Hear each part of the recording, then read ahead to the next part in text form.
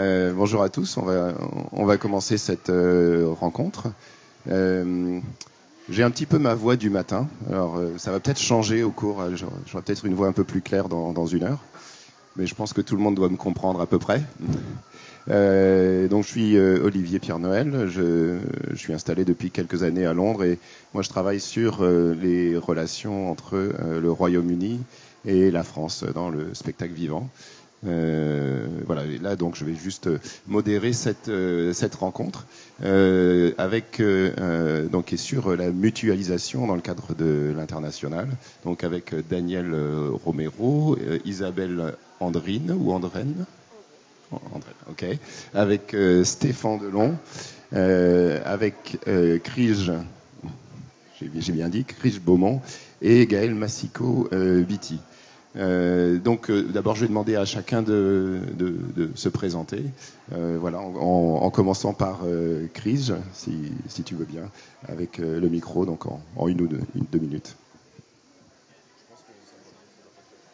Alors, oui.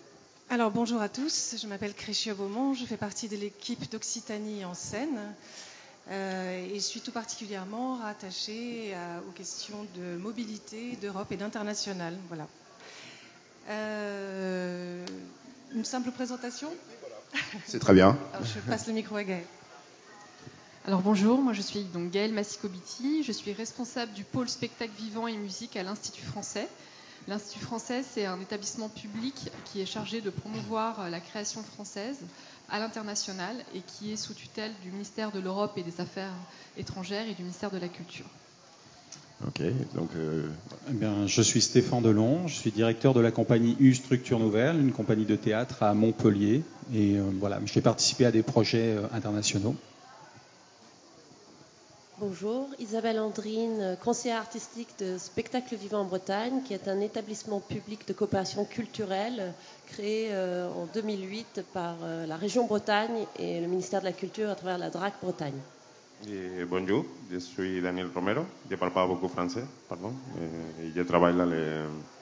Je suis le responsable du laboratoire de création numérique du Centre dramatique national de Montpellier. Bonjour. Ok, bon, maintenant que tout le monde s'est présenté, moi en discutant un petit peu du sujet d'aujourd'hui, il y a des gens qui m'ont dit moi je préfère parler de mutualisation, moi je préfère parler de collaboration. Donc d'abord je voudrais faire un petit tour de table pour savoir qu'est-ce qu'on met derrière la définition de mutualisation pour vous. Alors j'imagine qu'il y a un petit peu peut-être des définitions communes pour chacun, mais j'aimerais bien avoir votre avis. Est-ce que la définition de la mutualisation, est-ce qu'il y a quelqu'un qui veut... Vous voulez dire dans le cas du projet qu'on vient présenter ici ou de façon plus générale ? De façon plus générale, c'est quoi la mutualisation pour l'international ? C'est quoi les enjeux en général ? Nous, sur l'international, on parle beaucoup de coopération. Okay. Et donc, c'est vrai que peut-être qu'il y a un processus de mutualisation qui s'opère quand on travaille avec des acteurs à l'international, puisque dans un processus de coopération, on va dans le sens d'un projet qui réunit tout le monde, mais avec chacun les compétences et le contexte qui le compose. Donc voilà, la coopération, elle intègre la mutualisation et la collaboration. D'accord, ok. Est-ce que quelqu'un veut ajouter quelque chose à cette définition ? Pas particulièrement, mais je pense que la question de partage d'outils et de plus-value qu'on en attend, elle est aussi centrale dans la question de la coopération, c'est ce qu'Isabelle disait. Ok. Maintenant, j'aimerais qu'on s'approche un petit peu des expériences de chacun, chacun dans ses lieux, dans ses contextes. Est-ce que donc je vais commencer par Daniel. Donc à Montpellier. Donc est-ce que c'est... Oui, pour parler de mon expérience, je pense que c'est nécessaire que j'explique que toutes les collaborations qu'on a fait à quelques projets de l'Europe, c'est dans le contexte des laboratoires numériques, pas le théâtre comme un projet généreux, sinon quelques projets spécifiques pour la création numérique. Qu'après, ça c'est rien, non? On peut parler de danse, on peut parler de théâtre, on peut parler de musique, mais danse en contexte de création numérique. Peut-être c'est parce que maintenant c'est plus facile de trouver un projet de collaboration dans le monde numérique parce que toutes les politiques et avec toutes les entreprises, c'est comme c'est bien pour l'Europe en chose numérique, non? Bon, et donc toi tu fais ça dans un contexte plus européen? Oui, bah, ouais. Pour t'expliquer, les deux projets européens qu'on a à le Centre dramatique national de Montpellier, on s'appelle le ENCAC, c'est le réseau européen de culture audiovisuelle contemporaine. Et c'est avec 5 institutions de l'Europe et 4 d'Amérique ou Suisse, pour dire, pas de l'Union européenne, on va dire. Ars Electronica, la Transmediale de Berlin, Mapping Festival à Genève. Et bon, c'est un projet qu'on fait résidence d'artistes en commun avec appel à projets. Et après tout ça travail des différents artistes, il passe pour toutes les institutions ou pour tous les festivals qu'il fait partie du réseau. Okay? Bon. D'accord, ok. Après, donc tu fais un appel à candidature, oui, après oui, tu aides un petit peu on a fait 20 résidents, on a fait 20 appels. Bah, nous, à le théâtre, on a fait 2, mais le reste de les lieux, du réseau, plus. Ouais, d'accord. Oui. Et après, on a un petit projet avec le soutien de la Euroregio, non? Euroregio Midi-Pyrénées, ça? Occitanie. Oui, que maintenant c'est la Occitanie, la Catalunya et l'île Balear. Bon, c'est un petit projet que 3 institutions ont fait un appel à projet avec les mêmes artistes qu'ils développent son projet à les 3 lieux. Bon. D'accord. Ça, c'est mon expérience avec un projet de collaboration. D'accord. Je sais pas. Stéphane, quel est ton... Nous, on va repartir comme c'est une compagnie de théâtre, ça repart peut-être plus du terrain. C'est peut-être pas mal de repartir de là. Alors, je vais juste décrire rapidement le projet et voir si on peut grappiller là-dessus. En fait, en termes de collaboration et de mutualisation, ce projet fait appel, à l'origine, ça s'appelle la mêlée, ça fait appel à des lycées. Alors voilà, on travaille, on intervient dans 3 lycées, 3 lycées fabriquent un bout de spectacle, et puis à la fin, on met tout ça ensemble et ça devient un spectacle. Je le dis très rapidement. Mais pour faire ça, il faut qu'on croise, nous, structures culturelles, compagnie de théâtre, des lycées. Alors ça paraît simple en France aujourd'hui, mais pas forcément dans les autres pays. Il faut qu'on croise des lycées. Puis ces lycées eux-mêmes, il faut qu'ils se mettent en collaboration avec des théâtres. Les théâtres qui vont eux-mêmes donner du temps, des moyens pour réaliser ce projet qui va se passer chaque fois un lycée, un théâtre, et une partie du spectacle se fait là, se répète là. Et puis ensuite on part en tournée. Et il aura fallu mettre en collaboration une compagnie de théâtre avec 3 intervenants artistes, des équipes pédagogiques dans des lycées, des structures culturelles, en l'occurrence des théâtres qui viennent intervenir, et tout ce petit monde qui va aussi demander à ses tutelles, ce qu'il peut faire et comment il peut aider ce projet. Et donc on se tourne régulièrement vers la région, vers les municipalités, vers les DRAC, etc. Et puis ce projet, on l'a amené sur le plan européen. Et donc on est allé en Slovénie, en Croatie. Et donc, c'était un lycée français, un lycée croate et un lycée slovène. Et là, dans ces endroits, les lycées n'accueillaient pas les artistes de théâtre, comme en France où ça se fait de façon naturelle. Donc, il a fallu inventer comment faire ça. Alors, on a démarré par les instituts français, On a posé des questions aux instituts français en essayant de trouver des endroits où peut-être on pourrait, nous, compagnie, commencer à rencontrer des gens. Et de fil en aiguille, alors c'est parti vers la Pologne, c'est parti vers la Hongrie, la Croatie, la Slovénie, et ça l'a fait avec ces deux pays. Et on a rencontré comme ça petit à petit des gens. Donc en fait, c'est une sorte de cercle vertueux comme ça qui part de l'envie d'une compagnie, d'un truc de terrain, et qui remonte comme ça pour créer une source, créer une source qui va devenir un spectacle au bout du compte. Là, en l'occurrence, lié à l'interface entre pédagogie et artistique. Mais voilà, ça fait ça. Moi, je pense que la collaboration et la mutualisation, s'il y en a, est plus vertueuse si elle part du bas. Quand je parle du bas, c'est-à-dire des acteurs de terrain, c'est ça que je veux dire. Plus que du haut avec une création de réseau. Enfin, je crois que c'est plus efficace comme ça. Voilà, c'était juste pour... Quand tu dis les acteurs de terrain, s'agit-il de, tu penses aux gens, aux équipes pédagogiques des lycées ou à des compagnies professionnelles qui accompagnent le projet? Tout ça, en l'occurrence pour mon projet, tout ça, oui. C'est-à-dire ceux qui sont en relation directe avec l'œuvre créée ou la population concernée par cette œuvre. Voilà. Donc oui, c'est ça. Je parle des équipes de lycée et en l'occurrence là d'une compagnie et d'acteurs de terrain. Donc là des metteurs en scène. Ouais. D'accord. Et pourquoi le choix de ces pays en particulier pour cette première expérience? C'est un hasard ou c'est une stratégie? Non, alors c'est un peu des deux. En fait, c'est d'abord des rencontres. Donc c'est vrai que c'est bien de dire ça, qu'au départ, ça vient de rencontres. On connaissait quelques personnes comme ça en Croatie, un petit peu en Pologne. Et puis on ne savait pas trop vers où se tourner. Donc en fait, on a appelé les instituts français. Et là où ça répondait, dans les zones, donc là dans la zone Pologne et dans la zone Croatie.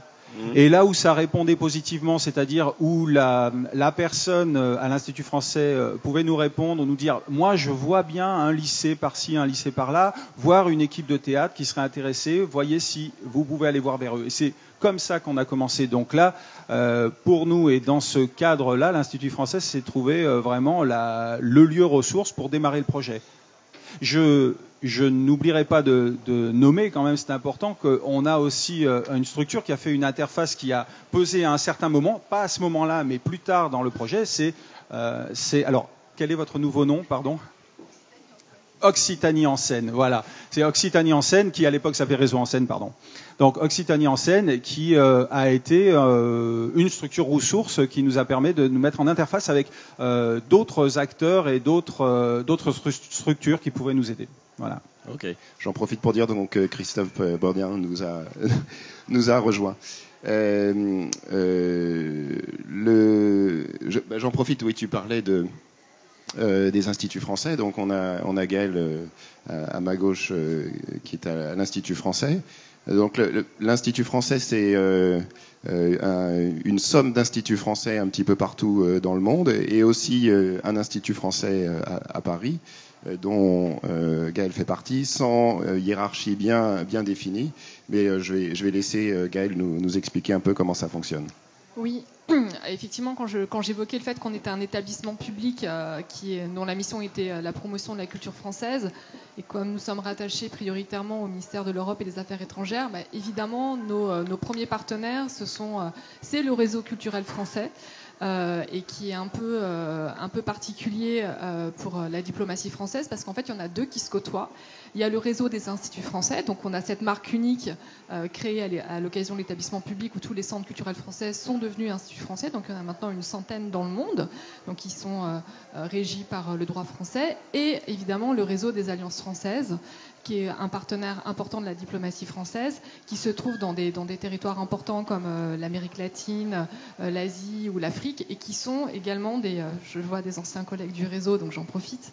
Ce sont aussi des acteurs qui ont le même rôle, c'est-à-dire d'être un peu une interface entre les demandes des partenaires installés en France et qui jouent aussi ce rôle de conseil et d'expertise au quotidien, que nous on fait évidemment à Paris, mais évidemment nos premiers partenaires c'est le réseau culturel. Donc quand des artistes nous sollicitent sur des projets qu'ils ont ou des demandes de partenaires, Évidemment, on leur conseille de prendre tout de suite la tâche des attachés culturels ou des directeurs d'Alliance française pour voir aussi si ce partenaire il est vraiment capable de se déployer sur un projet à l'international, s'il est capable d'accueillir des équipes artistiques et si, évidemment, il est capable de faire grandir aussi le projet, parce que nous, notre rôle, c'est vraiment d'être un facilitateur. C'est vrai qu'on évoquait ça en amont de cette table ronde. Nous, évidemment, notre terrain de jeu, c'est l'international, mais on a vraiment besoin d'être en lien avec les acteurs du terrain, comme les agences régionales. On a la chance d'en avoir 2 ce matin, qui sont capables de nous donner aussi des informations autour des équipes artistiques qu'ils accompagnent pour voir si elles sont en capacité de se projeter et d'imaginer un projet à l'international, puisqu'on est quand même sur... le sujet, c'est aussi la question de la mutualisation des moyens. Même si la France fait toujours figure d'exception culturelle à l'international sur la manière dont elle accompagne la création française, il y a des réalités, évidemment, budgétaires. Et donc, on a vraiment l'obligation, mais c'est plutôt extrêmement plaisant, de travailler tous ensemble et de voir, en fonction, évidemment, des enjeux et des missions des uns et des autres, comment on arrive à se mettre tout autour de la table d'un projet ou d'une équipe artistique qui est dans une phase de déploiement à l'international et d'avoir ces discussions tous ensemble pour voir si c'est vraiment le moment et à quel endroit les uns et les autres on doit évidemment intervenir. Donc c'est une nécessité de toute manière absolue. Nous, à l'Institut français, on a développé un certain nombre de partenariats avec des collectivités territoriales. On a un certain nombre de conventions avec des villes ou des régions qui facilitent aussi l'accompagnement des équipes à l'international. Et c'est vrai qu'il y a des régions comme la région Bretagne où la diffusion à l'international est confiée à l'agence régionale. Donc de toute manière, on est des partenaires naturels. Et notre objectif, c'est vraiment d'être au bon endroit au moment du déploiement des équipes dans leur développement à l'international. Donc soit évidemment, on évoquait ça, soit sur un projet de diffusion. Mais la diffusion n'est plus forcément l'enjeu principal des projets qui sont déployés à l'international. L'idée, c'est vraiment d'être un acteur d'un projet à l'international, de voir qu'est-ce que ça amène, comme la possibilité de vraiment mener des projets de coopération, peut-être d'accueil de projets étrangers, de transmission. On travaille beaucoup sur la transmission dans le domaine du cirque. On a un artiste comme Camille Boitel qui a transmis sa pièce L'Immédiat à une compagnie en Indonésie qui la joue maintenant dans son répertoire. Voilà, on a la capacité d'accompagner des artistes dans la différentes possibilités de projets à l'international. Oui, donc tu parlais de l'articulation avec les agences régionales. Si je me mets à la place d'une compagnie qui souhaite se développer à l'international, est-ce qu'elle peut se rapprocher directement de l'Institut français ou d'abord passer par des acteurs locaux, des CDN ou les agences régionales en tant qu'intermédiaire avec l'Institut français? Alors ça dépend aussi le degré de développement de son projet à l'international. C'est vrai que si c'est une première compagnie qui n'a pas encore eu la possibilité de se déployer à l'international, c'est important de voir avec les acteurs locaux, que ce soit les agences régionales, mais évidemment les DRAC et les collectivités territoriales qui ont des experts aussi dans le déploiement des projets à l'international, de voir déjà si la compagnie elle a suffisamment une assise pour déployer un projet, savoir si elle a déjà des partenaires, parce que monter un projet ex nihilo comme ça, sans avoir déjà une accroche ou un partenaire, c'est compliqué, donc il faut quand même déjà qu'il y ait des programmateurs internationaux qui aient peut-être porté un regard sur le projet. Après, ça dépend à quel endroit ils ont envie d'aller à l'international, parce que nous, à l'Institut français, on a des dispositifs qui nous permettent de soutenir aussi des résidences d'artistes, des projets un peu laboratoires qui sont préliminaires avant un projet de création. Donc, de toute façon, on dit toujours que l'international commence au local aussi. Donc, quand on est une compagnie, il faut déjà voir les dispositifs existants, les accompagnements, parce que c'est un investissement d'aller se projeter à l'international. Ça nécessite aussi une certaine assise financière, parce qu'on est aussi sur des coûts, les cachets ne sont pas les mêmes, on est obligé de faire des efforts. Donc il faut avoir toutes ces informations-là et savoir pourquoi est-ce qu'on le fait maintenant. Qu'est-ce que ça apporte en fait au travail de la compagnie, au travail de l'artiste, comment il a envie d'être acteur de son projet. Si c'est juste, il y a quelques années peut-être qu'on avait des artistes qui venaient et qui nous disaient ouais, je voudrais aller dans le monde entier. Maintenant, c'est plus possible. C'est-à-dire que maintenant, il faut aussi être un peu engagé sur son projet à l'artistique. Donc oui, moi j'engage les compagnies qui ont des projets balbutiants à l'international d'aller poser les questions et de rencontrer leurs acteurs locaux, parce que c'est leur mission de toute manière. Ils sont aussi, on a la même mission évidemment, on travaille avec le ministère de la Culture qui est aussi notre tutelle, donc on a les mêmes enjeux, mais c'est important de pouvoir aussi cadrer parce que les équipes connaissent très bien aussi les réalités des compagnies locales. Donc parfois elles peuvent nous dire non, c'est peut-être pas le moment, ils sont trop fragiles là, oui, il faut qu'ils travaillent là-dessus. Donc pour nous, c'est aussi des vigies. Nous, on est la vigie pour le réseau culturel français à l'étranger, mais dans les régions, ce sont des acteurs incontournables. Oui, alors je vois justement que tu prends à témoin Chris, donc je vais lui donner la parole pour qu'elle nous parle un petit peu d'Occitanie en scène. Alors, je vais même vous parler tout particulièrement du projet Pyrénart, qui est un projet de coopération avec l'Espagne, qui a été présenté, programmé dans le cadre du POCTEFA.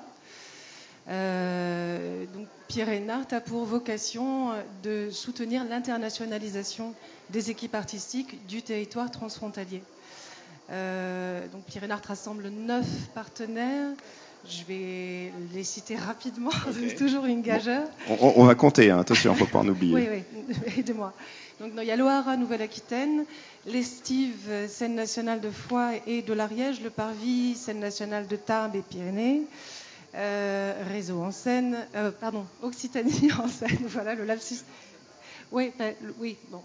Bref, le lapsus devait arriver. On a changé de nom, en fait, la semaine dernière. Donc, c'est encore assez périlleux de citer le nom de la structure.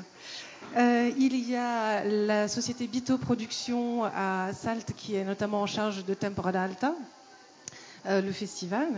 Il y a la ville de Saragosse, tout particulièrement le patronato du spectacle vivant, rattaché au spectacle vivant. Il y a Circa à Auch, que je n'ai pas cité du côté français, et il y a l'école de théâtre de Navarre à Pamplune et la ville de Bilbao. Donc en fait, ce que vous ne voyez pas là, mais si on avait la carte sous les yeux, vous verriez que les partenaires sont réellement répartis sur l'ensemble du territoire transpyrénéen. Et donc avec cet objectif de soutenir l'internationalisation, une très forte mutualisation, puisque les disparités de part et d'autre de la frontière sont assez... c'est une réalité. Donc la mise à disposition des différentes infrastructures dont disposent ces partenaires et des actions qui vont aller vraiment de l'accompagnement interpersonnel des équipes à des choses plus larges, comme par exemple la création d'un programme de formation e-learning disponible pour les professionnels du spectacle vivant.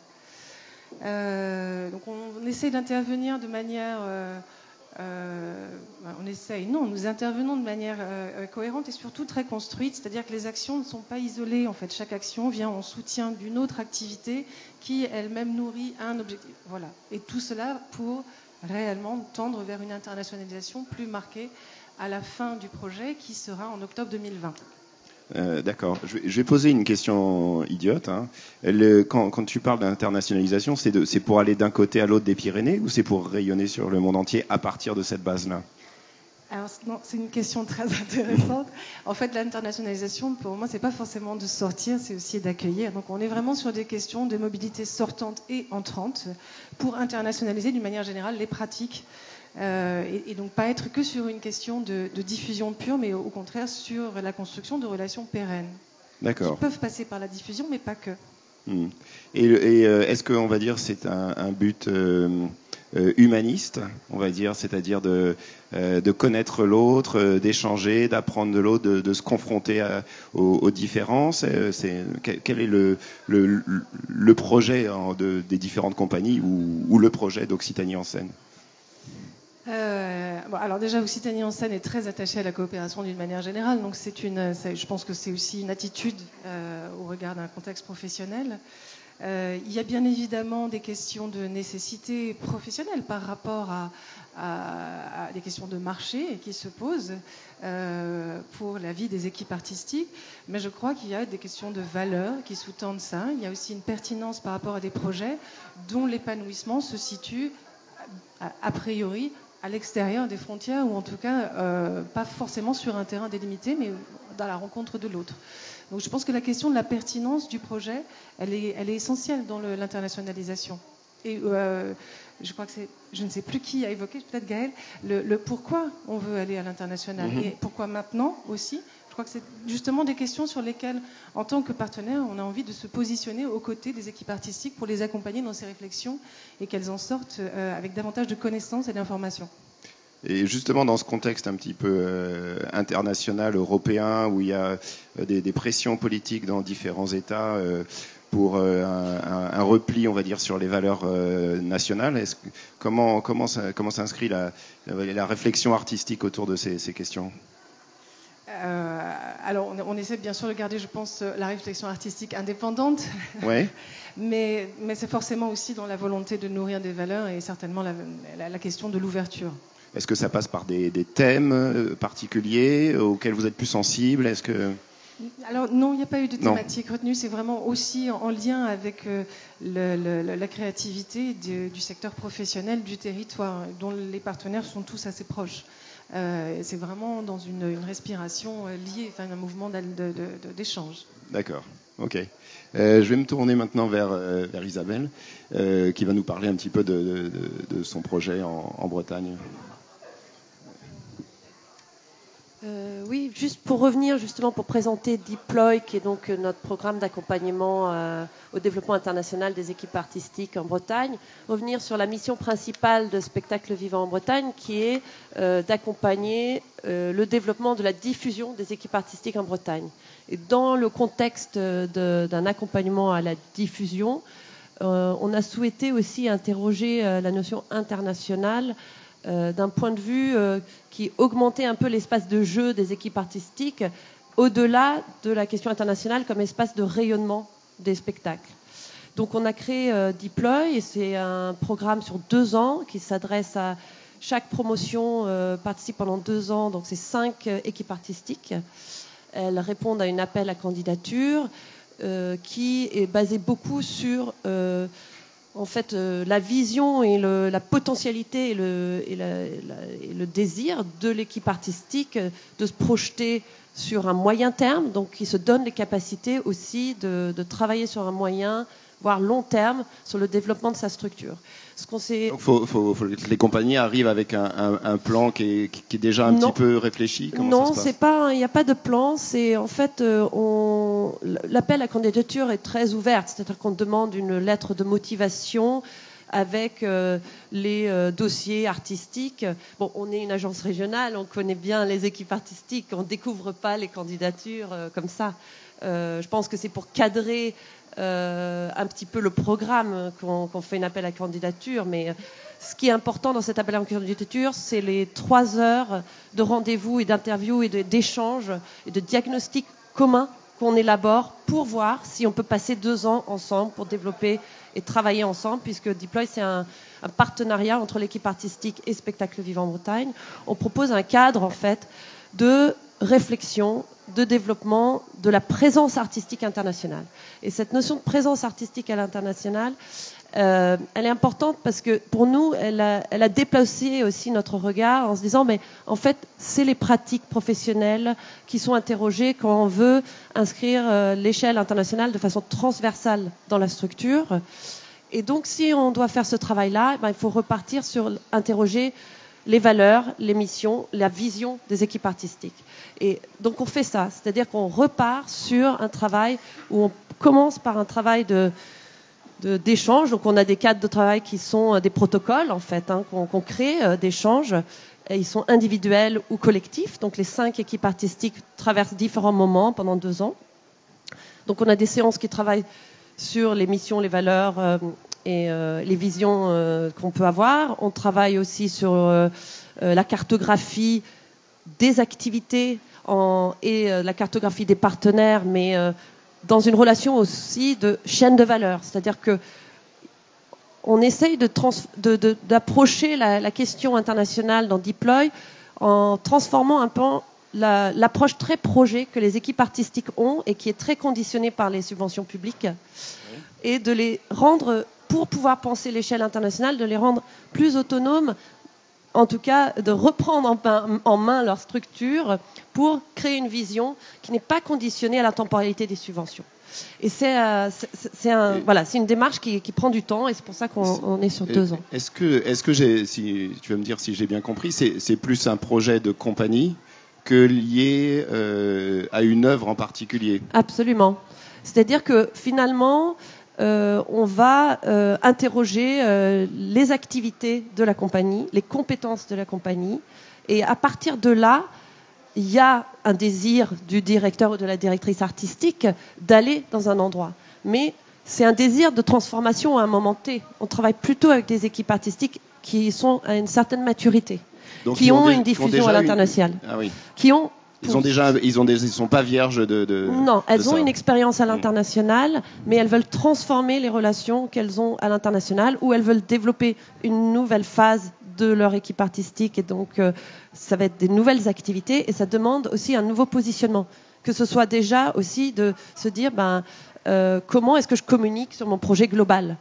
Les équipes artistiques, elles travaillent beaucoup la diffusion à l'international, et donc on fait une communication liée à un spectacle. Mais communiquer sur quelle est la démarche artistique et la vision de l'équipe artistique envers l'international, c'est pas du tout la même communication, c'est pas la même façon d'amener les idées pour rencontrer les gens. Donc on travaille beaucoup aussi sur cette question de comment est-ce qu'on transforme les valeurs et les visions en aussi une démarche de relations publiques, de communication, et donc d'ouverture vers des nouveaux réseaux. Et donc là, il y a un point important, c'est aussi la question de la mobilité. Parce que pour travailler sur 2 ans sur son développement à l'international, il faut du temps, mais il faut aussi des moyens d'investissement. Et donc, on travaille sur la prospective, et on tient à cette notion de soutenir la mobilité pour la prospective, c'est-à-dire sans résultat nécessaire. Et d'ailleurs, le premier séminaire collectif... L'investissement plutôt dans la partie création ou plutôt dans la partie des moyens, pardon, donc les moyens que nous... Oui, est-ce que c'est plutôt dans, par exemple, le financement de résidences, ou plutôt après... Alors, la prospective, après ça dépend, c'est aussi aux équipes artistiques de créer les moyens pour la prospective. Nous, on intervient à un endroit très précis dans Deploy, qui est de soutenir à travers des bourses de mobilité, la prospective. C'est-à-dire que soit on fait des voyages collectifs pour aller à IETM par exemple, et on trouve que c'est un bon terrain de jeu pour toucher des questions aussi plus transversales. C'est-à-dire qu'on est aussi sur des questions politiques, des questions sociales, des questions culturelles dans le réseau IETM, qui est donc le réseau international des spectacles vivants, qui est donc basé à Bruxelles, et qui fait pour les personnes qui ne connaîtraient pas, donc ils font des réunions plénières 2 fois par an. Il y a 600 membres dans ce réseau, et c'est dans une capitale ou dans une ville européenne différente à chaque fois. Donc bien sûr une immersion dans un contexte local, et en même temps une effervescence et du réseautage avec des acteurs internationaux. Donc quand on est sur une démarche de développement, où on n'est pas en train de chercher des moyens de production, ce sont des endroits qui sont professionnalisants et qui stimulent aussi nos discussions. Et puis ensuite, on soutient aussi de la mobilité prospective, et là, ça va être dans la démarche d'accompagnement, de se dire, est-ce que là, je pense qu'il y a quelque chose à développer en Argentine, et on peut soutenir la compagnie pour qu'elle aille voir, qu'elle puisse développer ces choses-là, ce qui est possible aussi à travers des soutiens avec l'Institut français et les collectivités territoriales, puisqu'ils travaillent beaucoup sur la coopération aussi. Mais c'est cette question de comment est-ce qu'on intègre aussi les moyens financiers d'investissement à l'international dans le budget de la compagnie. Ça fait aussi partie de comment est-ce qu'on change le regard des collectivités sur ces moyens-là, et comment est-ce qu'on valorise ce qu'on investit sur des choses qui ne sont pas liées directement à une production artistique. Donc voilà, on touche un peu à toutes ces questions-là. Alors, tout à l'heure, Chris nous disait qu'il y avait déjà un réseau de partenaires neufs, les fameux 9 partenaires pour Occitanie en scène, donc qui étaient, disons, le point de départ du réseau. Est-ce que de ton côté, vous avez déjà un réseau qui serait au départ des projets? C'est intéressant, parce que c'est vrai que quand on a créé Deploy, C'était donc une façon de répondre à notre mission de développement à l'international et donc on s'est attelé à créer un programme pour des équipes artistiques en Bretagne. Mais très rapidement, la question de fond qui se posait aussi dans ce programme-là, c'est-à-dire la question de la diffusion, de l'internationalisation, mais aussi de travailler sur la structure, donc la notion d'entrepreneuriat artistique, donc comment est-ce qu'on vient aussi insuffler un positionnement sur l'entrepreneuriat artistique qui n'est pas uniquement lié à l'économie, mais quand on le place dans un contexte de spectacle vivant.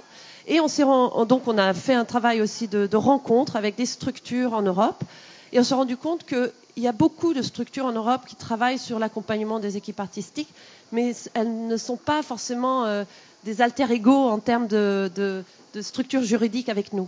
C'est-à-dire que là, le partenariat Deploy Europe qu'on a mis en place, nos partenaires, c'est un réseau d'équipes artistiques et de lieux en Italie. Donc c'est des gens du terrain, mais qui se préoccupent de quelle est la politique culturelle, quel est l'accompagnement. Donc on est bien dans le contexte politique aussi italien, c'est-à-dire que c'est les acteurs qui prennent en main leur politique culturelle, donc ils deviennent notre interlocuteur. Au Danemark, le Development Platform, c'est privé-public. Donc eux, ils sont dans un contexte complètement différent aussi. À Berlin, c'est LAFT Berlin.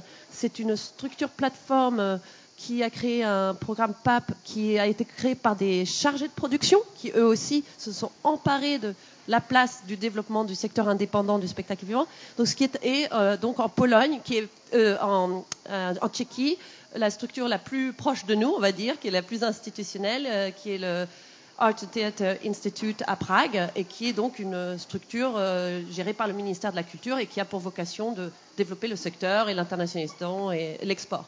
Mais c'était intéressant pour nous de voir qui se préoccupe aussi du développement du secteur et de l'internationalisation et quels sont les pas de côté qu'on peut faire sur cette question de l'internationalisation aussi par rapport aux besoins des équipes artistiques sur leur développement local, mais aussi sur leur développement structurel à long terme. Moi, Deploy, ça me fait penser un petit peu aux nouvelles technologies. Bon, parce que c'est en anglais et puis c'est un terme qui est utilisé, je crois, pour le déploiement des applications sur Internet en temps continu. Est-ce que c'est une pensée que vous avez par rapport aux nouvelles technologies, un petit peu comme Daniel, ou c'est juste Non, absolument pas. Enfin, nous sommes dans une réflexion constante sur les questions numériques et digitales, puisqu'elles traversent la structure telle que l'international traverse la structure. Mais non, Deploy, c'est vraiment... On est parti par des terminologies pour trouver le nom de ce programme. C'était la notion d'accélérateur, de multiplicateur. Comment est-ce qu'on génère à travers un programme du collectif, de l'individuel et du développement. Et la question du déploiement, c'était... donc voilà. On a trouvé et du coup, c'est compris par tous vos partenaires en Europe. Tout à fait. Oui, et ça marche. Ça permet peut-être une communication plus simple. D'accord. Moi, je vais faire un petit point parce que moi, je trouve pour les scènes dramatiques nationales super important aussi, pas simplement l'internationalisation de les artistes, sino aussi del lieu al que on travaille. La collaboration de les scènes dramatiques comme une institution avec une autre institution d'Autriche ou de Serbie, parce que c'est comme on a appris à travailler avec les autres, non? Pour nous, un artiste peut-être c'est facile parce qu'on peut programmer un artiste de Japon si on a l'argent, non? Et on peut faire une création et envoyer le dossier pour faire la tournée. On va dire les nouvelles créations de Rodrigo García et on fait la tournée, non? À beaucoup de pays, non? Mais moi, je trouve pour les travailleurs de la scène dramatique nationale, pour moi aussi, je trouve qu'il y a un côté super important pour moi, c'est comme j'ai appris à travailler avec une autre institution aussi, non? Pas seulement pour les artistes, sinon pour toute l'équipe, non? Sí. Oui, c'est formidable. Hein, c'est vrai que dans l'internationalisation, c'est le meilleur, c'est de toute façon, c'est le côté voyage, pas au sens tourisme, mais au sens échange avec d'autres cultures, et puis voilà, découvrir des façons de faire un petit peu différentes et apprendre plein de choses. Je me rends compte que j'ai pas vraiment donné la parole à Christophe. Je vais la prendre. Voilà. C'est pas de sa faute, il était pris dans les embouteillages. Tout à fait. Pour rebondir justement sur la question du voyage et de la découverte interculturelle, puisqu'on n'a pas forcément besoin d'aller bien loin pour parfois être assez surpris des pratiques différentes qui peuvent intervenir très proches de chez nous. Et donc je voudrais citer un autre exemple de coopération internationale particulièrement opérant, qui s'installe dans le cadre des projets FEDER, hein, donc des financements européens, puisque pour nous ça reste le cadre privilégié pour la coopération. Par ailleurs, Occitanie en Seine intervient énormément sur les questions de mobilité artistique, mais dans le cadre de la diffusion. Hein, c'est-à-dire dès lors que des équipes ont l'opportunité de pouvoir présenter leur travail ailleurs en France, en dehors de la région, ou partout ailleurs dans le monde, nous pouvons les appuyer aux côtés bien souvent de l'Institut français, hein, dès lors qu'il s'agit de destinations un peu lointaines. Mais voilà, on est dans un cadre vraiment plutôt de développement de réseaux de diffusion. Dès lors qu'on veut parler vraiment de coopération, c'est vrai que les cadres européens, et notamment le cadre FEDER, et plus spécifiquement le POCTEFA, donc qui est le programme opérationnel de coopération de la communauté de travail Espagne-France-Andorre. Et donc nous sommes chef de file du projet dont vous a parlé Krige Pyrénart, et nous sommes également partenaires d'un autre projet qui s'appelle Démaramar, qui est porté par la Grainerie, qui est donc un lieu une fabrique de cirque qui est donc installée à Balma. Donc c'est un projet assez conséquent. Donc ce sont des projets qui s'étalent sur 3 années, avec voilà, que ce sont des cofinancements à hauteur de 65%. On est sur des budgets de l'ordre de 2 millions d'euros à peu près, répartis sur 3 ans. Donc dans le cadre de ce projet, il y a 14 partenaires. Donc là, je ne pourrais pas tous vous les citer. Donc de part et d'autre de la frontière franco-espagnole. Donc ça va vraiment toute la chaîne, ça couvre toute la chaîne pyrénéenne. Donc pour la France, ce sont les départements frontaliers, et côté espagnol, ce sont les régions frontalières. Et donc c'est un projet qui fait suite à d'autres projets européens. Auparavant, il y a eu Pyrénées de cirque, voilà. Et donc là, on est sur de la coopération, mais au niveau d'une filière. Et donc Démaramar travaille vraiment sur, je dirais, de la sortie des écoles jusqu'à l'insertion professionnelle et la mise en marché des productions. Et donc on intervient vraiment. Donc effectivement, il y a des écoles qui sont partenaires. Donc il y a le Lido qui est partenaire, il y a la Centrale del Cirque, il y a l'école Roger Lorivel. On a également l'université de Toulouse, Jean Jaurès, qui donc fait tout un travail d'études et d'observation. Puisqu'évidemment, dans le cadre des projets européens, il faut énormément documenter tout ce qui est fait, il faut documenter, il faut médiatiser, il faut disséminer. On a également donc des opérateurs, c'est-à-dire des structures de diffusion, et puis des structures qui font de l'accueil en résidence. Et donc l'intérêt de ce projet, donc, c'est de travailler dès le début sur des questions de production, de coproduction, et donc d'associer les partenaires, et même des partenaires, ce qu'on appelle les partenaires associés. Donc ce sont des partenaires de deuxième cercle, qui sont généralement des programmateurs, et de les associer à tout un processus de sélection, puisque donc on va travailler, on va commencer, donc il y a des appels à candidature pour de la production, sur des aides à la production.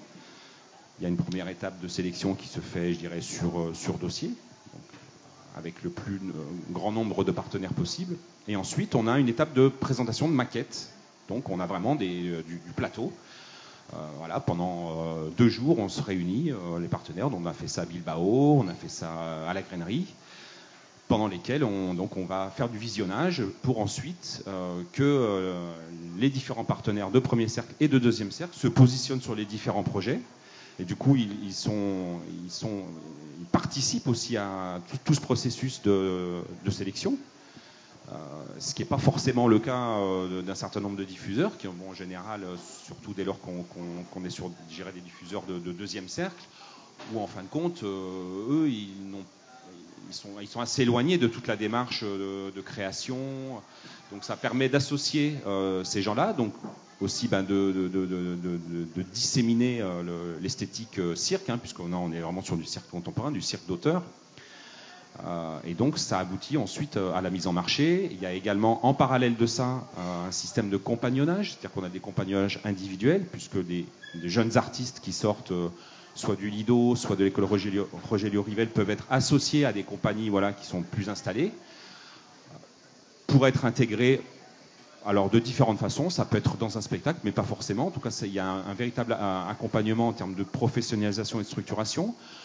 Donc ça, c'est du compagnonnage individuel. Après, il y a du compagnonnage collectif. Donc là, c'est plus une personne, mais c'est plutôt une compagnie qui va être intégrée avec une compagnie plus expérimentée. Et également un compagnonnage qui est dit territorial. C'est-à-dire que là, effectivement, c'est un artiste qui est accueilli et qui va être accompagné dans sa structuration professionnelle, administrative. Donc voilà, on a essayé dans ce projet d'être vraiment sur l'ensemble de la filière, du début jusqu'à la fin. Et on se rend compte, donc je reviens un petit peu à mon point de départ, de toutes les différences qu'il peut y avoir en termes d'approche culturelle, parce que tout simplement, on n'a pas les mêmes référents. Parce que en Espagne, on programme beaucoup du spectacle familial, on programme beaucoup en rue, le cirque se programme énormément en rue. Et donc, c'est pas tout à fait la même approche qu'en France, et c'est aussi l'intérêt de ces projets-là, c'est-à-dire qu'on a vraiment cet échange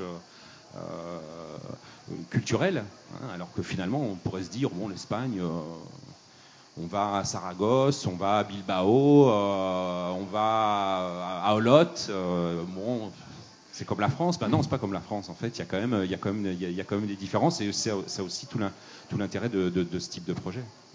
Le cirque, en parlant un petit peu avec les gens ici là depuis quelques jours, on parlait des différentes formes et de leur potentiel d'internationalisation. Et c'est vrai que le cirque faisait partie naturellement pour la facilité au niveau de la langue qui facilite évidemment l'exportation. Au niveau des projets que tu portes, est-ce que tu aurais une success story d'un projet en particulier dont tu voudrais nous parler, qui aurait, on va dire, réussi son internationalisation?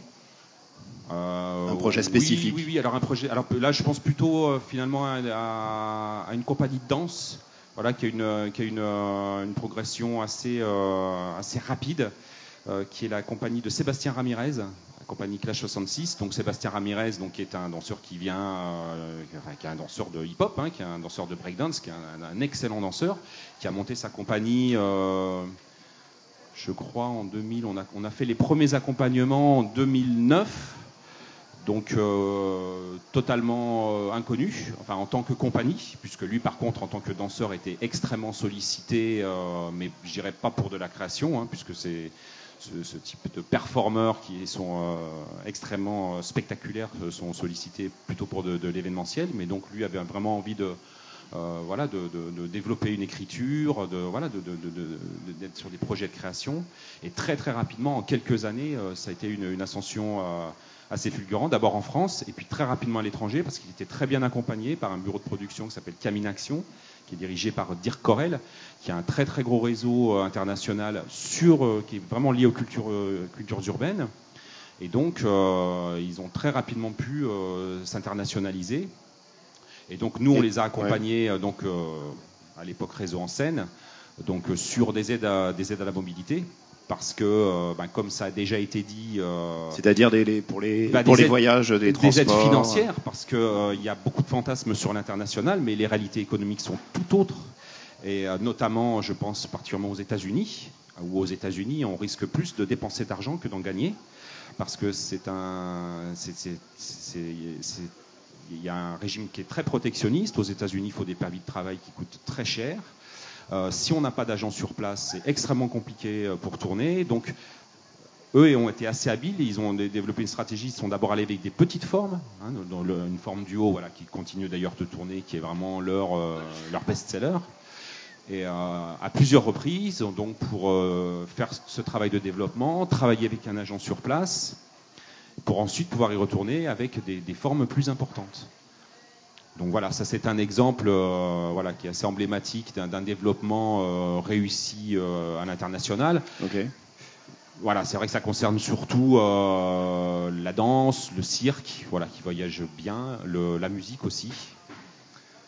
Mais ça reste, enfin bon, tout a déjà été dit, hein. C'est vrai que c'est vraiment un travail qui est sur la durée, c'est de l'investissement. Nous, on considère que nos aides à la mobilité sont des aides à l'investissement, puisque tout d'abord, on ne couvre jamais l'entièreté des déficits, puisque on estime qu'une compagnie qui veut se développer à l'international doit aussi en avoir les moyens, c'est-à-dire les moyens financiers, mais aussi les moyens humains.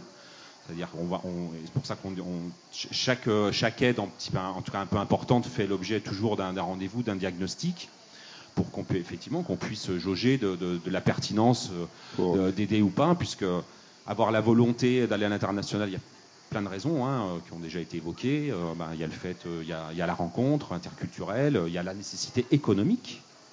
Ça, c'est une réalité. Elle est beaucoup plus patente, par exemple, pour les Belges. Qui ont énormément d'équipes artistiques et par contre qui ont un petit réseau de diffusion. Je crois qu'il y a une cinquantaine de centres culturels et puis quelques grandes maisons. Donc pour eux, de toute façon, c'est une nécessité vitale. Voilà. Après, il y a aussi des régions, je peux parler de pays comme la Catalogne, qui ont aussi, là c'est plus pour des raisons, je dirais, politiques, qui veulent vraiment mettre en avant la création catalane. Et donc, effectivement, il y a des officines comme l'Institut Ramon Llull, comme l'ESSEC, qui sont là pour supporter financièrement très fortement la présence des équipes artistiques à l'étranger, que ce soit en diffusion, que ce soit sur des salons professionnels. Voilà. Et donc, nous, on peut être aussi à ces endroits-là.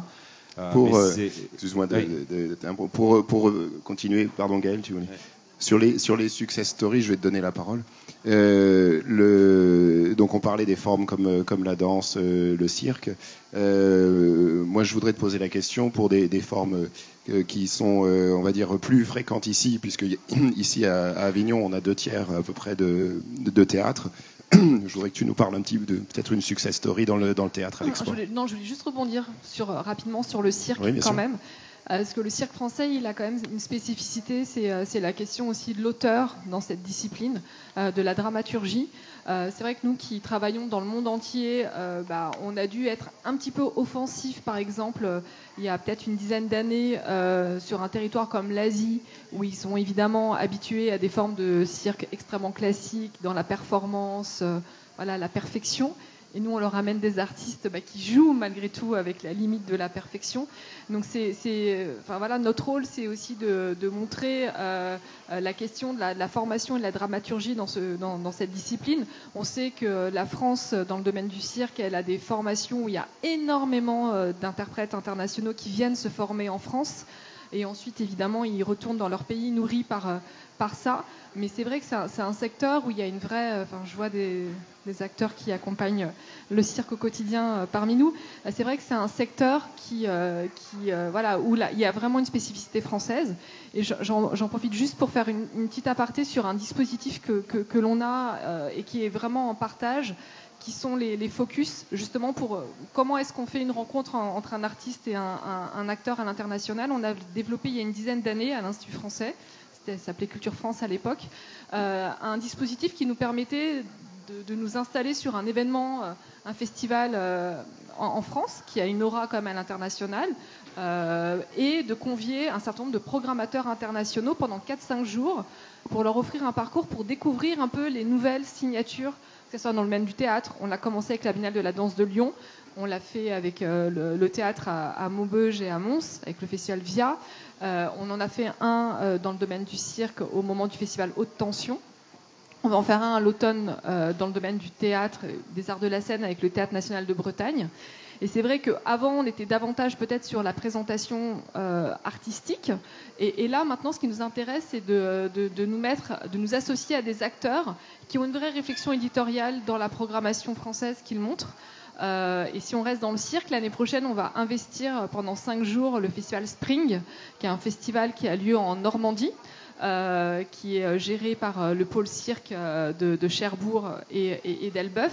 Et ce qui nous intéresse, c'est évidemment de présenter la création française avec une thématique, la place des femmes dans le cirque aussi, parce que voilà, c'est un sujet aussi important. Et en même temps, ce qui nous intéressait, c'était de voir qui sont l'ensemble des acteurs qui permettent d'accompagner les équipes artistiques dans le domaine du cirque, comment une région est capable de fédérer à la fois l'ensemble des acteurs, que ce soit des CDN, l'opéra, les centres chorégraphiques, autour d'une discipline, et de montrer à nos programmateurs internationaux, oui, qu'en France, c'est possible de montrer que dans le monde rural, il y a aussi un accès à la culture, qu'on a des réflexions dans les zones aussi urbaines, à l'échelle d'un territoire. Donc alors évidemment, on travaille beaucoup avec les agences régionales. Avec le Festival à Rennes, on travaille évidemment avec Spectacle Vivant en Bretagne. Là, on travaille avec l'Audia, avec un autre acteur qu'on n'a pas évoqué, qui est l'ONDA, l'Office national de la diffusion artistique, qui est aussi un acteur important pour les créateurs français. Donc voilà, tous ces moments carrefour, c'est important pour permettre à des artistes d'inscrire une relation avec l'international. Donc voilà, nous on est aussi dans cette question d'import-export. On est l'opérateur des saisons culturelles étrangères en France. On a terminé la Colombie, il y a la saison roumaine qui va arriver, avant la saison africaine en 2020, qui sont des événements voulus par le président de la République généralement. Donc on a aussi cette responsabilité, c'est-à-dire ce qui nous intéresse à la fois, c'est de montrer la vitalité de la scène artistique, mais aussi tout l'écosystème autour, que ce soit les écoles de formation, les pôles cirque, voilà, comment s'organise aussi l'accompagnement des acteurs culturels, et voilà, comment est-ce qu'on arrive à mettre en valeur tous ces univers-là. Alors pareil sur les écritures dramaturgiques, puisque c'était ça la deuxième question. Évidemment, nous, c'est extrêmement important la diffusion des écritures dramaturgiques françaises ou francophones, puisqu'à l'Institut français, on a la mission de défendre aussi les créateurs du continent africain et de la Caraïbe. Et donc, évidemment, la diffusion, ça fonctionne, mais on sait très bien que la diffusion du théâtre, c'est pas non plus évident. On est quand même sur une économie un peu plus délicate que ne peut l'être la danse ou la musique. Et on a vraiment essayé de travailler avec un certain nombre d'acteurs ou des demandes de partenaires qui avaient envie de mieux connaître aussi nos jeunes auteurs. Là, je ne sais pas si vous étiez là hier, mais c'est vrai qu'on avait le ministre de la Culture de la ville de Buenos Aires qui était accompagné par notre conseiller culturel de Buenos Aires, avec lequel on a développé tout un projet justement autour de 10 jeunes auteurs français. C'est un projet porté par Michel Didim. L'idée, en fait, on a eu des demandes des partenaires qui nous ont dit, nous, on n'a plus connaissance de qui sont les jeunes auteurs français. Donc, comment est-ce qu'on peut faire ? Alors, ça va être un petit peu compliqué s'ils ont leur spectacle de les faire venir tout de suite parce qu'on n'est pas forcément sûr d'avoir un public. Mais comment est-ce qu'on peut vraiment faire en sorte d'avoir en tout cas, ce regard un peu nouveau sur les auteurs français ? Donc on a travaillé avec un éditeur aussi sur la question de la publication de 10 textes de jeunes auteurs, sur des lectures, des mises en espace, pour qu'ensuite des metteurs en scène puissent se dire tiens, ce texte m'intéresse, j'ai aussi envie de le monter ou de faire venir aussi le spectacle en langue française surtitré. Donc il y a des initiatives comme ça. Là je parle de l'Argentine parce qu'il y avait notre partenaire qui était là hier, mais on a la même chose avec l'Institut français du Royaume-Uni. Puisque c'est vrai qu'au Royaume-Uni, qui se trouve dans une situation un peu délicate post-Brexit, où on a des partenaires britanniques qui ne veulent absolument pas perdre le lien avec les acteurs en Europe, et notamment en France. Donc ils sont extrêmement actifs, ils ont envie. C'est vrai que sur les scènes britanniques, il y a quand même pas mal de choses qui ont été peut-être mieux réussies sur la question aussi de l'assimilation, de la diversité, et qu'il y a une volonté de travailler davantage avec nous. Donc c'est vrai que ça fait 4-5 ans qu'on a un programme qui s'appelle Cross Channel. C'est le même dispositif. L'idée, c'est vraiment de mettre en avant des auteurs français, un comité de lecture britannique qui va faire des mises en espace et ensuite des pièces qui seront jouées. On a l'exemple d'une pièce de Jean-Pierre Barrault avec Suzy Stork qui a été montée au Royaume-Uni et qui sera d'ailleurs présentée à Rennes dans le cadre de notre focus au Théâtre National de Bretagne. Donc souvent, c'est vraiment lié à des initiatives comme celle-ci, mais c'est vrai que nous, on a quand même l'obligation, c'est notre mission, mais de voir comment est-ce qu'on peut vraiment faciliter l'émergence des écritures dramaturgiques. Et on a développé également un programme spécifique qui s'appelle Théâtre Export, puisque on sait que dans le domaine du théâtre aussi, il y a une confrontation assez naturelle. Et il y a pas mal d'artistes qui sont venus nous voir il y a 5-6 ans, nous disant bah voilà, moi je veux travailler sur ma prochaine création, mais j'ai besoin d'aller à l'international. Donc soit ce sont des artistes qui ont voulu faire des pièces en langue étrangère. Enfin, l'exemple le plus connu, c'est évidemment Pascal Rambert avec La clôture de l'amour, où je pense qu'il doit y avoir une 30aine de versions chinoises, turques, américaines, argentines. Enfin voilà, ça c'est une pièce qu'il a vraiment retransmise à un certain nombre de pays. Ou d'autres artistes. L'année dernière, par exemple, un des succès du Festival d'Avignon, c'est Caroline Guela Nguyen, avec sa pièce Saïgon, où elle est venue nous voir avant parce qu'elle avait ce projet de faire une œuvre assez personnelle, évidemment en lien avec le Vietnam, et qu'elle a eu besoin d'aller faire ses phases de travail et de travailler avec des équipes étrangères. Donc ça, c'est aussi notre possibilité, et ça facilite évidemment la diffusion des écritures dramaturgiques françaises. Donc c'est vrai que nous, on est un acteur culturel qui a la capacité de prendre aussi des projets qui justement ne rentrent pas forcément toujours dans les cases. Même si on est une institution, on a cette capacité de prendre les projets aussi dans leur unicité, parce que malgré tout, les artistes sont aussi à un endroit où parfois, non, on ne peut pas leur demander une uniformité. Et quand on travaille à l'international, ça nécessite aussi une nécessité de s'adapter et malgré tout d'être dans des projets qui sont moins, où il y a quand même une grande liberté aussi pour eux. Donc voilà, nous on écoute vraiment beaucoup. On est aussi très très laboratoire, quoi. C'est-à-dire que le travail que fait évidemment les agences régionales, nous on le fait aussi à notre niveau. Mais c'est vrai qu'on a vraiment besoin d'être aussi, on est constamment dans la remise en question. Déjà parce qu'on est soumis à la géopolitique, on a des territoires qui s'ouvrent et qui se ferment. Mais c'est vrai que pour le spectacle vivant, il y a des territoires comme l'Amérique latine, historiquement, parce que aussi ces grands acteurs culturels ont souvent été formés en France. L'Asie, qui s'ouvre beaucoup, on intervient beaucoup en Chine, où il y a des lieux, les théâtres ils poussent toutes les semaines, mais on a un vrai problème par exemple sur qu'est-ce que c'est d'être un programmateur d'un lieu, de donner une couleur aussi artistique à un lieu. Et là-dessus, c'est vrai que la France est souvent regardée un peu en modèle. Je vais laisser la parole, excuse-moi, pour continuer sur cette idée de success story, pour essayer d'avoir des exemples concrets de choses qui ont marché. Bon, ça ne veut pas dire que c'est un exemple universel, mais pour donner des idées, est-ce que vous auriez un exemple d'un projet dont vous aimeriez parler, un projet concret, comment ça s'est passé,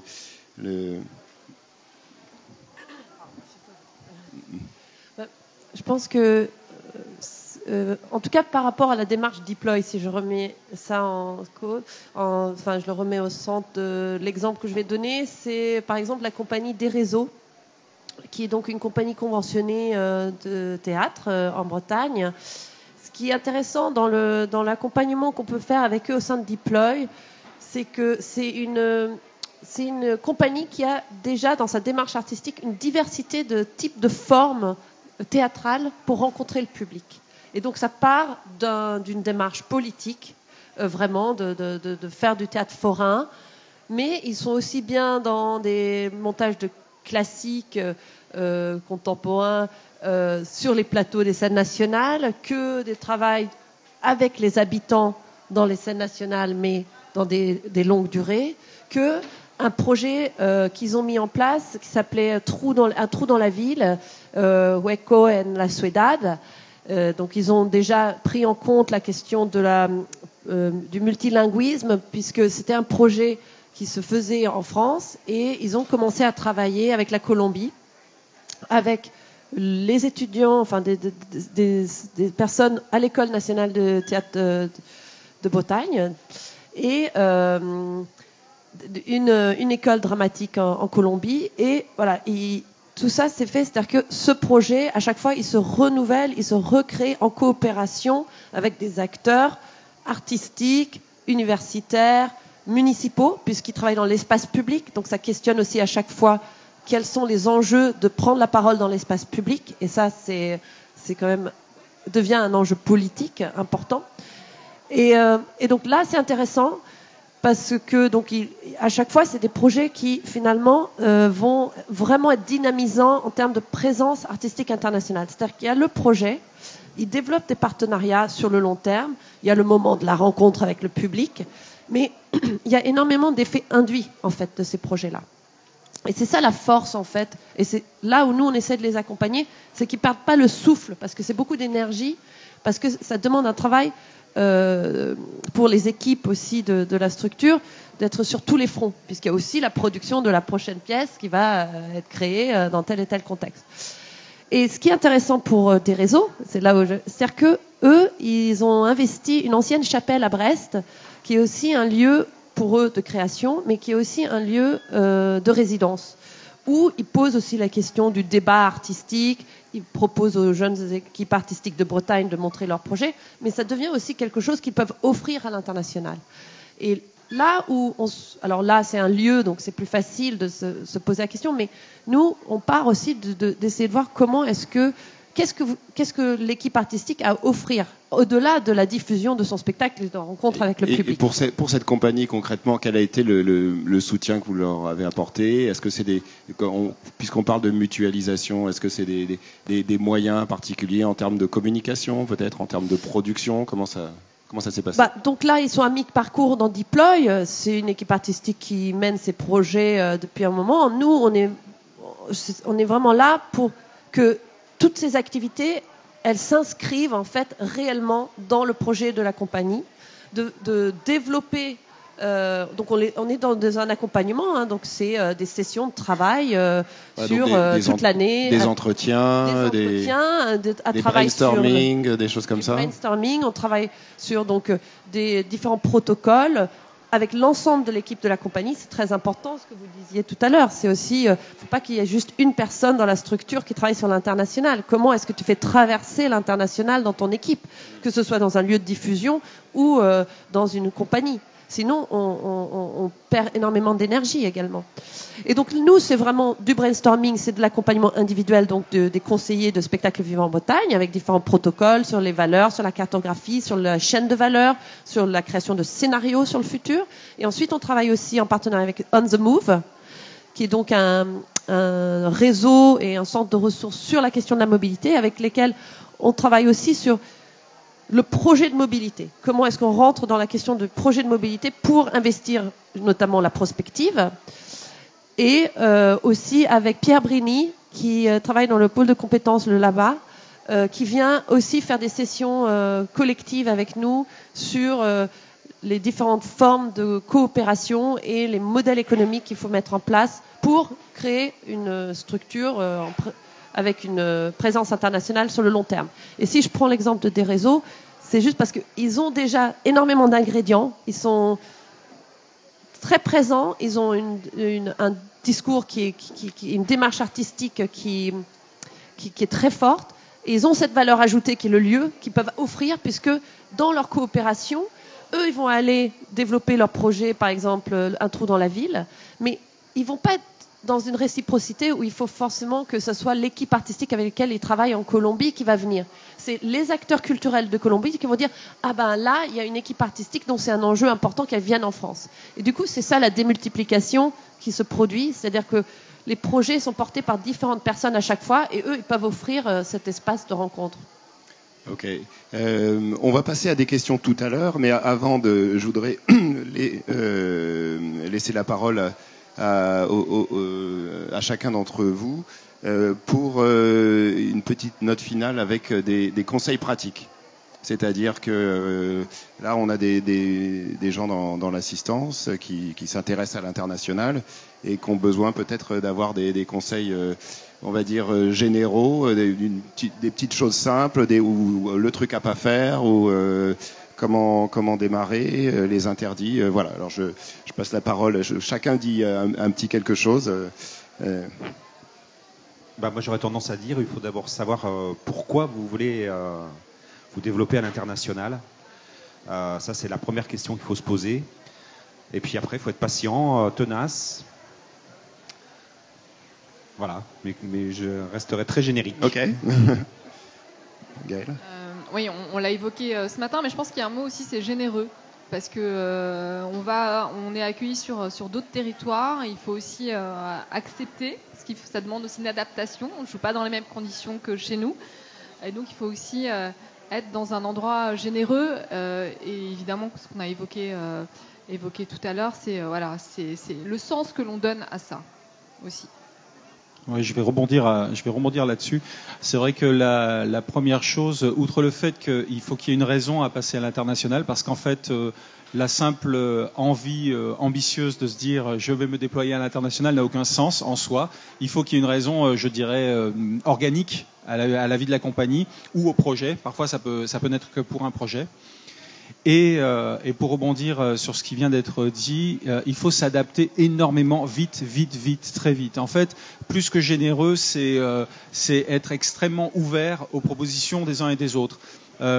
Pour l'exemple de la mêlée, le fait de travailler en Croatie ou en Slovénie était complètement différent, alors que ce sont des pays frères. Était complètement différent, et dans la façon d'aborder le théâtre, et dans la façon d'aborder l'autre, l'étranger, et dans la façon d'aborder la problématique économique. À chaque fois, ça demande des jongleries, qu'elles soient administratives, juridiques, artistiques, humaines, etc. Donc c'est vraiment le truc le plus important. Et puis une dernière chose, on disait partir du local à un moment. Je trouve que c'est le mot essentiel. C'est-à-dire que ça n'a rien de sens si on ne démarre pas, si on ne décolle pas de quelque part. Vraiment avec cette notion toute bête de faut bien le construire cet avion, faut bien qu'il y ait une piste de décollage et c'est le local. Et donc dans le local, il y a évidemment les acteurs du terrain, les partenaires proches, et puis petit à petit savoir s'appuyer, ne pas avoir peur de frapper aux portes de ceux qui savent. En fait, c'est aussi bête que ça. Se rapprocher des agences, se rapprocher des tutelles, parfois se rapprocher d'un adjoint à la culture, ne pas avoir peur d'aller ouvrir ces portes-là, parce qu'en fait, on se rend compte que, d'une part, elles sont faites pour nous. Je parle en tant que directeur de compagnie de théâtre. Elles sont faites pour nous, ces portes, que les acteurs qui sont là tous, les agences et autres, sont là pour nous. C'est la fonction première. Sans nous, ils ne sont rien. Donc voilà. Donc ne pas avoir peur d'aller les rencontrer, de les bousculer parfois, très simplement, avec beaucoup de politesse. Voilà. Je dirais deux choses. De ne pas avoir d'inhibition par rapport à la langue anglaise et d'y aller, parce que voilà, le français n'est pas malheureusement parlé partout, mais voilà, il n'y a pas d'inhibition à avoir, il faut y aller. Il ne faut pas se dire je ne pars pas à l'étranger parce que je ne parle pas anglais. C'est quelque chose que j'entends souvent. Donc ça, il faut vraiment le briser. Et puis, du coup, partir et découvrir avant de construire. Et d'être patient, justement, et de laisser aussi les rencontres se faire. Parce qu'on ne peut pas, en tout cas sur la manière dont on parle de projets ce matin, c'est des projets aussi qui doivent apparaître parce qu'il y a une réciprocité, il y a quelque chose vraiment qui a envie d'être partagé. Je ne sais pas si ça existe, ce mot en français, c'est compréhensif. Compréhensif, ça existe. Compréhensif avec le reste, parce que si tu travailles avec un projet avec beaucoup de lieux, c'est nécessaire que tu essaies de comprendre ce que ça passe à l'autre lieu, ou à l'artiste, tout ça. Et qu'on a un petit conseil pratique. Pour un projet européen comme un Erasmus+, je pense que c'est un projet en Europe créative ou un truc comme ça. Il y a une chose super pratique, c'est gérer les trucs administratifs de le premier jour à le dernier sans laisser pour le dernier moment. Bon, allez, tu vois, c'est un conseil pratique, mais j'avoue quelques gens qui ne font pas ça. Et après,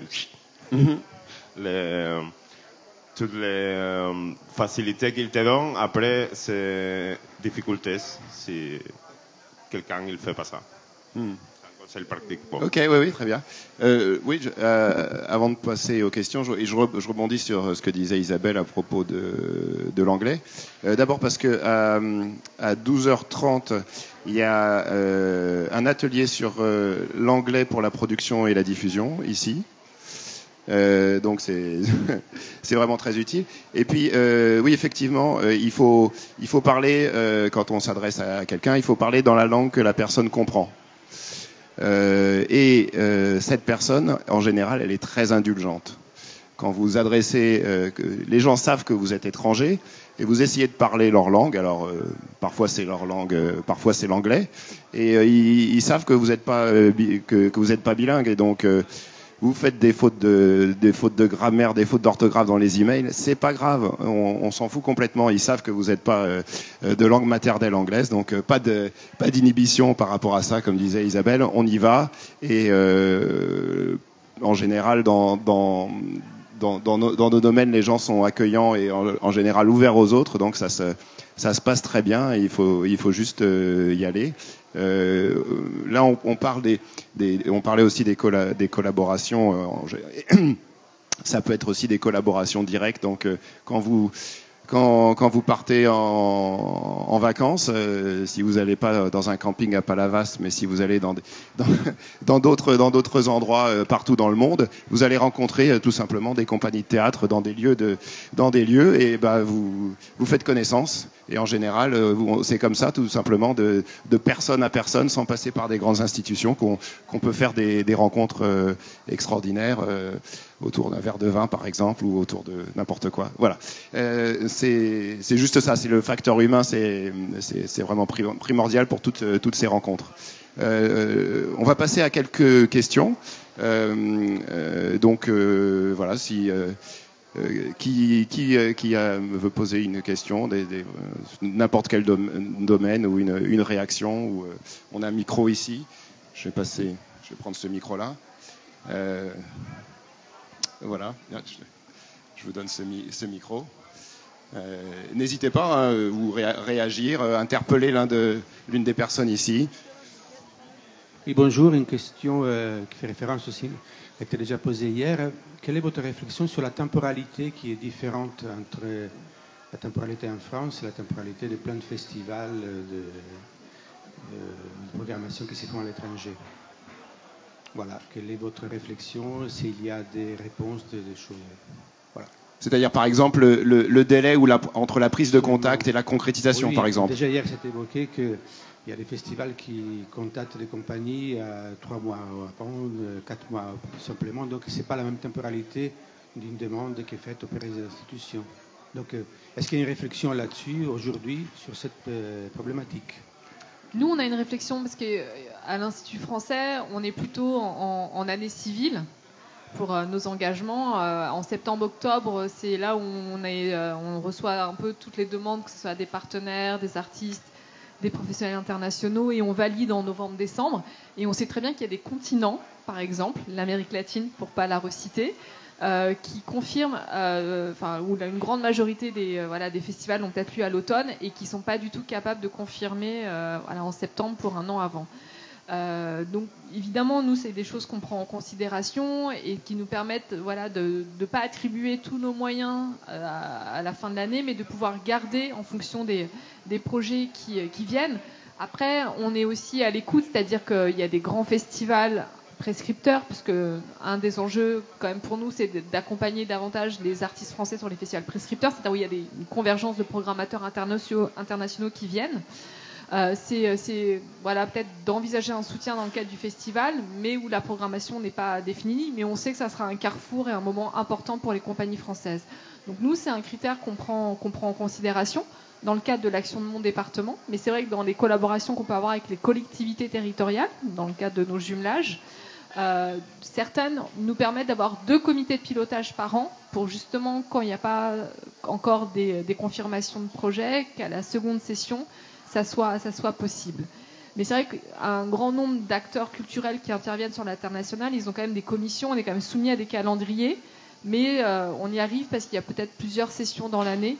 Mais voilà. Après, ce qui est important, c'est de nous tenir au courant, même si c'est pas encore confirmé, mais qu'il y a déjà en tout cas un début de discussion et de dialogue, que nous on puisse aussi avoir ça en tête, et que nos homologues en poste, les attachés culturels ou les directeurs d'Alliance française, aient ça aussi en tête, et au moment où ça se confirme, qu'on puisse réagir. Voilà. C'est hyper important, dès que vous avez un projet ou un contact avec l'international, c'est de prendre la tâche avec l'attaché culturel pour voir si ce partenaire est aussi important. Enfin, j'aime beaucoup, alors nous on n'est pas des fonctionnaires, mais on a de l'argent public et je suis tout à fait d'accord. Enfin, l'Institut français, Culture France et l'AFA n'existeraient pas s'il n'y avait pas eu des artistes au départ. Et que nous, on a quand même vraiment cette mission publique de pouvoir répondre, en tout cas, à vos questions sur l'international. Donc ça, il ne faut pas vraiment hésiter à nous solliciter et à contacter nos camarades en poste pour construire un début de relation. Je peux juste aussi peut-être donner quelques exemples. Et puis, effectivement, par rapport à ce que Gaëlle dit, on a aussi, nous, des commissions donc, de demande d'aide à la diffusion. Et donc, on en a plusieurs dans l'année. Et effectivement, elles sont là pour essayer de prendre en compte cette temporalité qui est que les décisions des festivals ne sont pas toujours un an avant. Et moi, il y a 2 exemples, en tout cas, de temporalité complexe où il y a vraiment un décalage. On a été partenaire d'un projet qui s'appelait Danse Dialogue pendant plusieurs années autour de le transmanche Angleterre-Bretagne sur un projet sur la danse. Et on voyait nettement vraiment les temporalités des programmateurs en France et les programmateurs anglais et l'incapacité pour eux de prendre des décisions en amont. Et donc pour créer des tournées, c'était extrêmement difficile dans notre collaboration parce qu'on n'est pas du tout sur les mêmes temporalités. Et un autre exemple que je reçois là souvent, c'est en fait en Chine, il y a pas mal de festivals d'art de rue qui sont en train de se développer. Et les sollicitations qu'on a, elles sont très intéressantes. C'est dans des endroits assez incroyables. Mais ils nous contactent, ils veulent rentrer en contact avec des équipes artistiques 3 mois avant la diffusion. Et les équipes artistiques, en plus des arts de la rue, leur saison est sur la partie estivale. Et donc, ils ont un vrai souci d'arriver à toucher des équipes artistiques, notamment qui ont de l'envergure et qui ont un projet artistique affirmé, puisqu'elles sont déjà, elles, en activité. Et ils n'arrivent pas à contractualiser, ils n'arrivent pas à s'engager sur un long terme, parce que ce que j'ai pu comprendre, en tout cas, c'est qu'aussi il y a un système de hiérarchie de décision dans ces grands festivals chinois qui font que ton interlocuteur programmateur, celui qui va être dans la recherche, finalement, il n'est pas du tout décisionnaire. Donc, à un moment donné, la rencontre va se faire entre l'artiste et le programmateur et éventuellement avec nous, mais le temps que ça remonte, voilà. Donc, c'est complexe. C'est complexe parfois pour la diffusion, effectivement, cette temporalité différente. Merci. On a une autre question. Alors, bonjour, Thierry Ozer. Moi, je dirige un théâtre à Lyon et je suis président d'un projet qui s'appelle la Caravane des 10 mots. On travaille dans une 60aine de pays dans le monde en partenariat. Et la question que je me pose, c'est vraiment une question à vous entendre là, comme ça, en tant que spectateur ce matin. C'est l'histoire de l'avion qui décolle, de la piste d'atterrissage, du local, et de la mutualisation par rapport à l'ensemble des acteurs, que ce soit les artistes, les collectivités, l'État. C'est comment faire en fait revenir toute cette expérience d'internationalisation sur le territoire qu'est le nôtre, la République, quand on voit le gros problème du vivre ensemble aujourd'hui en France. Vous avez parlé, madame, par exemple, qu'il ne fallait pas avoir peur de rentrer dans l'anglais. Moi, je suis tout à fait d'accord, il n'y a pas de souci avec ça. Il y a une langue qui s'appelle aussi la traduction, qui est très importante.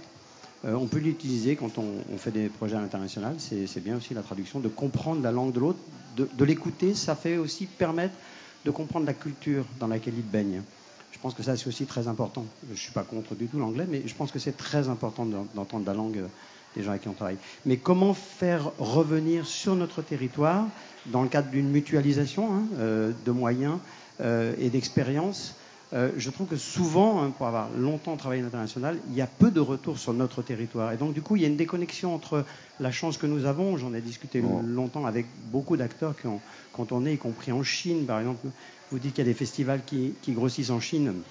Il y a 10 ans, avec le festival Croisement, par exemple, il y avait l'Institut français nous a soutenus plusieurs fois. Mais comment faire revenir en France sur notre territoire? Voilà, ça c'est pour moi important. Merci beaucoup. Qui veut répondre à cette... Moi, je peux juste répondre aussi. C'est vrai, quand on parlait aussi d'engagement d'un projet à l'international, c'est vrai que si on est sur un projet de coopération, après pour le lieu ou la compagnie, c'est-à-dire que c'est une donnée qu'il faut qu'elle prenne en considération dans ses budgets aussi annuels sur la question du retour sur un territoire. Après, il y a certains pays qui ont des dispositifs d'accompagnement qui sont un peu nos homologues. Par exemple, le Japon, il y en a un, en Corée, il y en a, Taïwan, il y en a.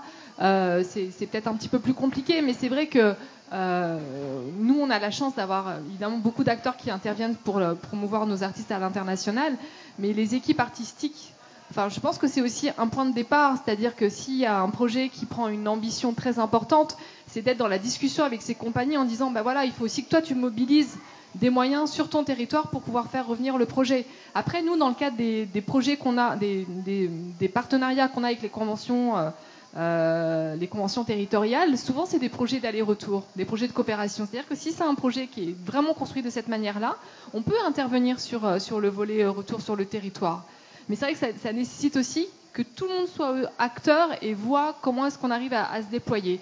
La Chine, par exemple, ils commencent beaucoup à travailler sur ces questions-là. C'est pour ça qu'on disait tout à l'heure qu'il y a un enjeu, malgré tout, de notre territoire vers la Chine, parce que tous ces nouveaux métiers aussi, la diffusion...